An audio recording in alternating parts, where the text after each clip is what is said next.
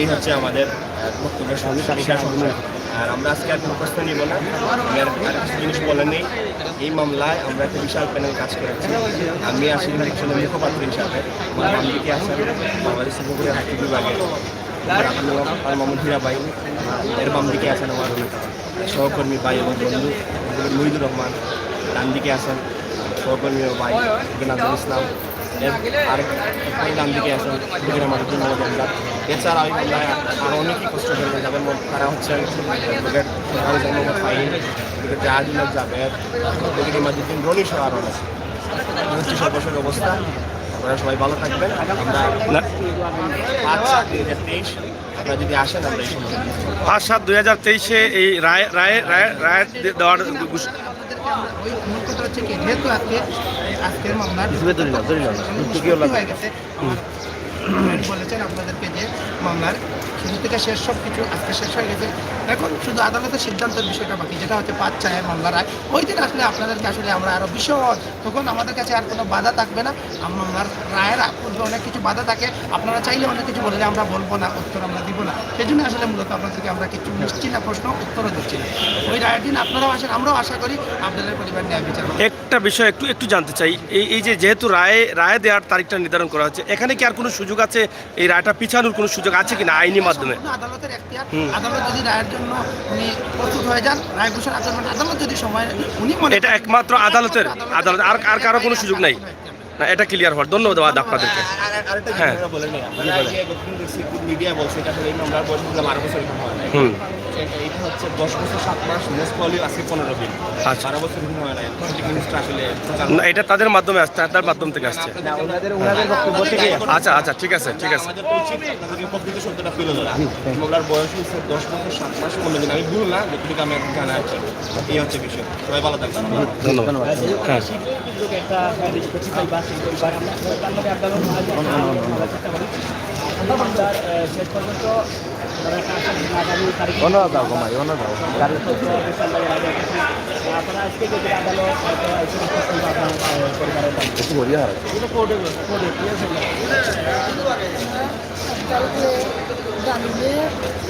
টিবনিশন আমার বাটন টিবনিশন সিলেট টিবনিশন নেওয়ার বাদে রায় 8 হয়ে গেছে।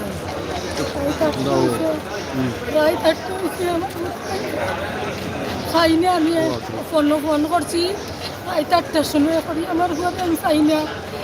সবার মোবাইল বন্ধ, ছেলের মোবাইল বন্ধ খাওয়ার বাদে দিলাম ডালিমর গেছে ফোন।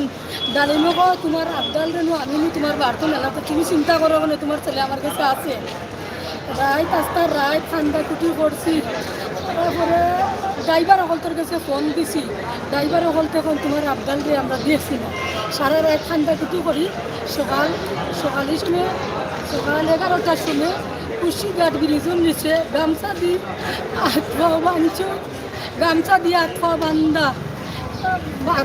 আঠা বান্ধা গলাত ফাঁস লাগাই নদীর মাঝে লাশ মিলার পরে পুলিশে লাশ উদ্ধার করছে। তখন আমি ডালিমর তার নগর তোর আমি ফাঁসি চাই।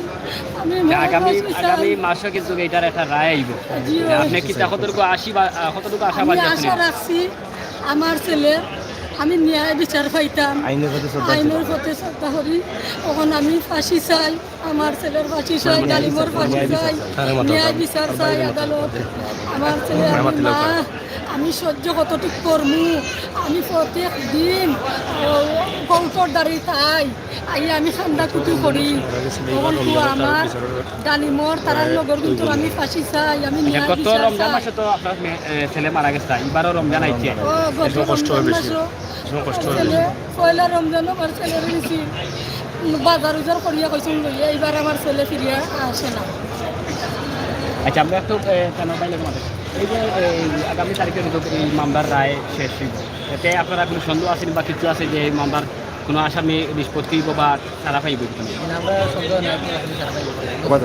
ডালিমর আমরা ফাঁসি চাই, ডালিমর লেগে যে গ্রহণ দুলা তালে কথা আছে, তারা আমরা দুটো আমরা আইনের আওতায় আনা নিয়ে জানাই।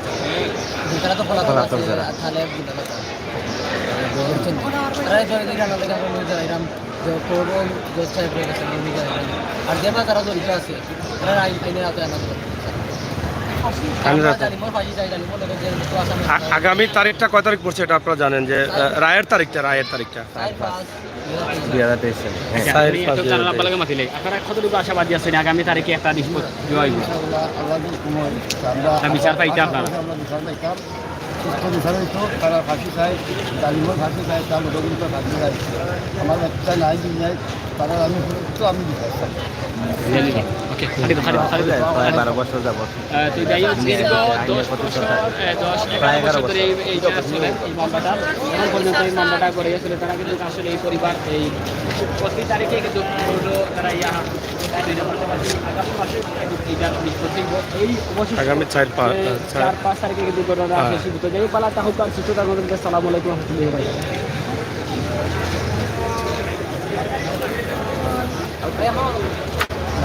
এখন আমি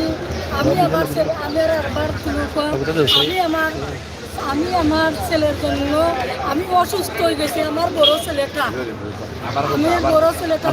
আবার হোক আপনি আমার বড় ছেলের লাগি আমার আব্দালের লাগি আমি অসুস্থ হয়ে গেছি আমি 2বার হসপিটাল গেছি তখন আমার আব্দালর আমার ডালিমর তার লগর কিন্তু আমি ফাঁসি চাই আমি ন্যায় বিচার চাই আদালতের কাছে যাই হোক আমরা শেষ করে নিচ্ছি আদালত পাড়া থেকে আমাদের আজকের এই ভিডিওটি সবাই ভালো থাকুন নিরাপদ থাকুন সুস্থ থাকুন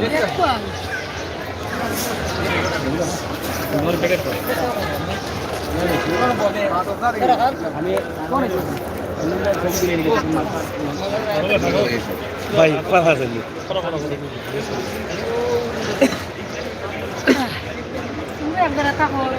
যাই হোক সিলেটের আদালত পাড়া থেকেই লাইভটি দিয়েছি একদিকে একটি মায়ের রাহাজারি বাবা রাহাজারি সন্তান হত্যার বিচারের আশা করছেন অন্যদিকে সিলেটের আদালত পাড়ার আজকের অবস্থানটা আমরা আপনাদের কাছে সুন্দরভাবে উপস্থাপন করছি যদিও আজকে পবিত্র শবে বরাত তারপরও কিন্তু আদালত পাড়ার কার্যক্রম অব্যাহত রয়েছে আমরা সেটি আপনাদের কাছে উপস্থাপন করলাম ইনশাআল্লাহ আপনারা দেশে এবং বিদেশে যে যেখানে যেভাবে আছেন আমাদের সাথে যুক্ত থাকবেন আমাদের বাস্তব ভিডিওগুলো আপনারা উপভোগ করবেন প্রবাসী দেশের বিভিন্ন জেলায় আপনারা আছেন আপনারা সিলেটের আদালত পাড়া দেখতে চান তাই আমরা আজকের এই ভিডিওর মাধ্যমে আপনাদের এই আদালত পাড়াটি আপনাদের কাছে আমরা উপস্থাপন করলাম ভালো থাকুন সুস্থ থাকুন নিরাপদ থাকুন সিলেটের ম্যাগাজিন টিভি সহায় থাকুন সেই প্রত্যাশা আশা রাখছি ধন্যবাদ সবাইকে আল্লাহ হাফেজ